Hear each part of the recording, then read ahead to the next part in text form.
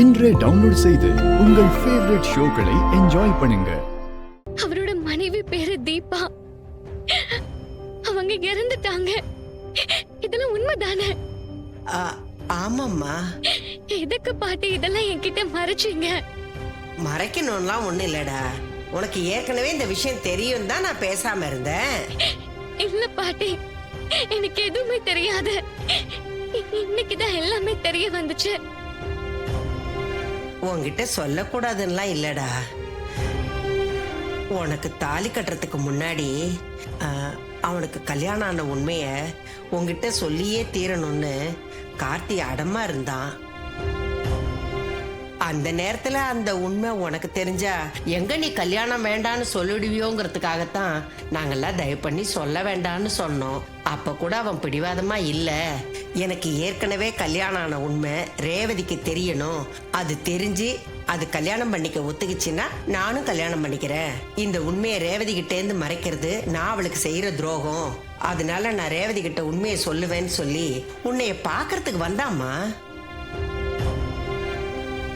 உன்னை பார்த்துட்டு திரும்பி வந்ததுக்கு அப்புறம் சொல்லிட்டியான்னு கேட்டோம். சொல்லிட்டேன்னு சொன்னா, அதனாலதாம்மா நானும் இந்த உண்மையை உங்ககிட்ட சொல்லாம மறைச்சிட்டேன். உங்ககிட்ட இன்னொரு முக்கியமான விஷயமும் சொல்லணும். என்ன பத்தி எனக்கு ஏற்கனவே கல்யாணம் ஆயிடுச்சு. என் ஒய்ஃப் பேரு தீபா. நாங்க 2 பேரும் சந்தோஷமா தான் வாழ்ந்தோம்.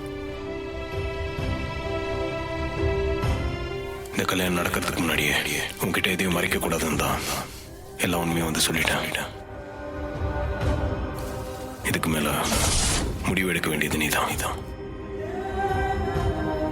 நிஜமாவே என்கிட்ட சொல்லிட்டு தான் சொன்னாரா?